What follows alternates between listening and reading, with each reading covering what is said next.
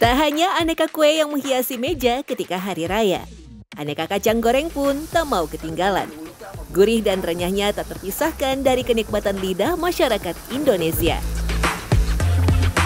Kacang bawang memang jadi salah satu kacang yang paling sering dibuat ketika menjelang Hari Raya Idul Fitri. Namun ternyata masih banyak jenis kacang yang tidak kalah enak dan unik daripada kacang bawang.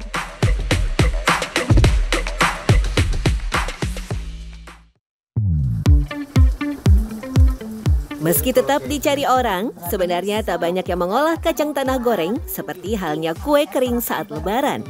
Beruntung kami bertemu Bu Ani yang sejak tahun 1999 sudah membuat aneka kacang goreng. Bahkan ia tak hanya sibuk saat menjelang hari raya saja, tapi setiap hari Ibu Ani membuat aneka jenis kacang goreng hingga puluhan kilogram. Setiap harinya ya kadang-kadang sampai 30 yang toplesan ya, bukan yang kiloan gitu ya. Yang toplesan kadang sampai 30 toples gitu. Terus kadang-kadang kiloan, 10 kilo begitu. Kalau soal harga itu ya variasi gitu. Kalau kacangnya ya kecuali Lebaran. Kalau kacang kribo tuh setiap hari pasti ada pesanan. Kalau kacang bawang Lebaran.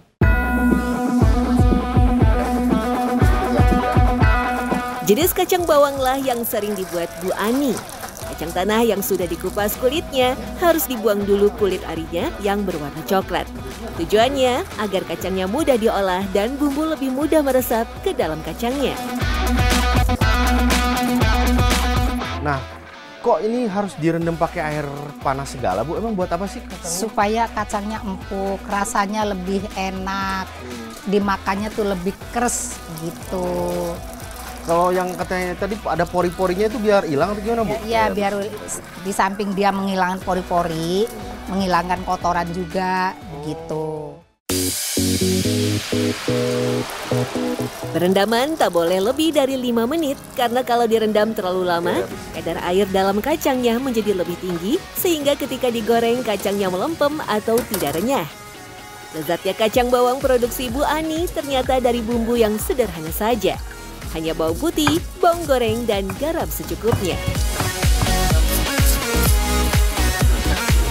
Kalau bisa kita pakai, kalau pada saat menghaluskan atau ngulek bawang putih itu jangan dilepas kulitnya.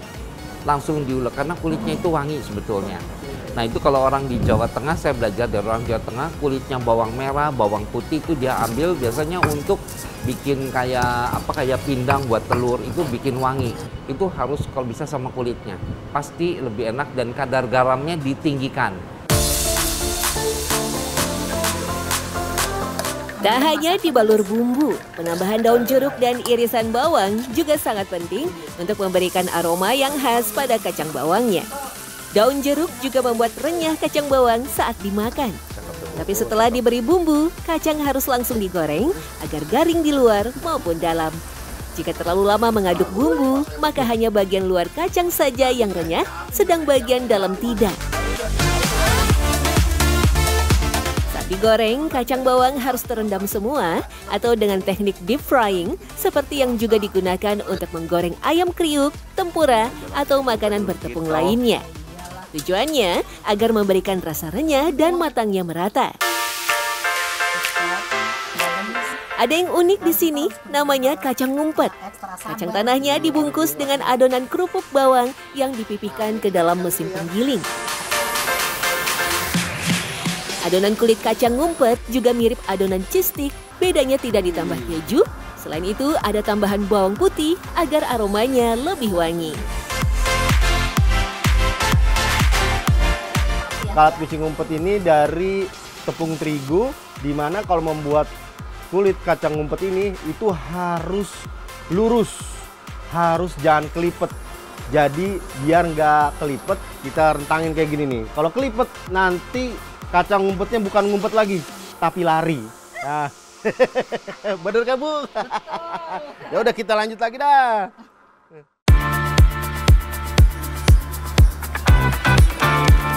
Asal-usul kacang ngumpet atau kacang sembunyi tidak bisa dipastikan dari mana. Ada yang menyebut dari Sulawesi, ada juga yang bilang dari Kebumen, Jawa Tengah. Membungkus kacang dengan adonan harus dilakukan dengan cepat, kalau tidak adonan yang sudah kering tidak akan menempel pada kacangnya. Hingga kacang tidak akan tertutup alias bersembunyi dengan sempurna. Biasanya selembar kulit diisi 1-2 kacang tanah saja. Tidak boleh terlalu banyak untuk memudahkan saat menggorengnya dan tidak merusak adonan kulitnya. Bu, ini dimasaknya sampai kapan? Sampai menguning, sampai warnanya keemasan, itu tandanya udah mateng. Oh gitu. Iya, Apinya harus kecil, gede, sedang? cenderung kecil lah. Soalnya nanti kalau dia terlalu besar, apinya nanti dia kacangnya nggak mateng di dalamnya. Di Oh luarnya gitu. udah gosong, kacangnya masih Mentah. mentah sih enggak, cuman dimakannya itu nggak keras gitu. Oh, ini nggak renyah ya? Ya, nggak garing. Garing ya.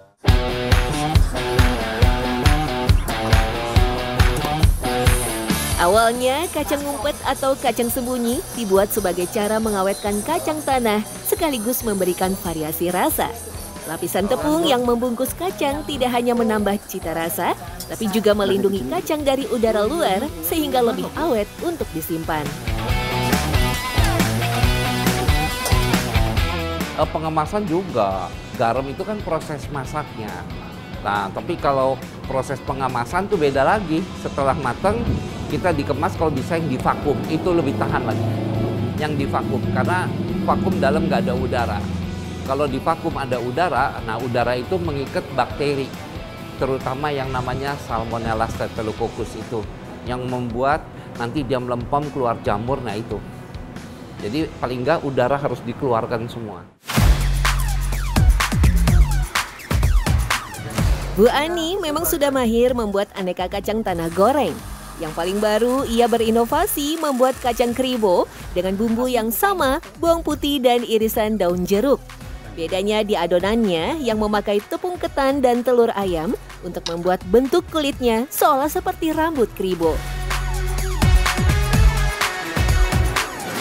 Bermacam-macam varian kacang tanah goreng menjadi favorit karena rasanya yang gurih renyah dan juga tahan lama, bisa lebih dari 6 bulan dalam kemasan. Menggunakan minyak kelapa untuk menggoreng kacang ternyata bisa membuat kacang goreng menjadi lebih awet. Biasanya kacang yang dijadikan camilan adalah jenis kacang tanah.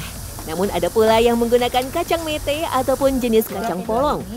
Hampir semua jenis kacang bisa diolah, namun ada yang harus diperhatikan untuk membuat olahan kacang goreng, terutama kacang bawang. Kalau untuk kacang bawang biasanya itu rumusan resepnya dikupas kulitnya. Tapi ada orang jual juga kacang yang nggak dikupas kan, namanya kering yang kacangnya sendiri mungkin banyak yang nggak tahu ya. Itu sebetulnya tidak dijemur atau tidak di oven secara tradisional. Dia itu dimasak dengan pasir di dalam wajan, kemudian kacangnya yang masih utuh dia masukkan dan terus diorek gitu, tapi dengan pemanasan pasir sehingga kacangnya matang. Setelah matang baru dia lepas.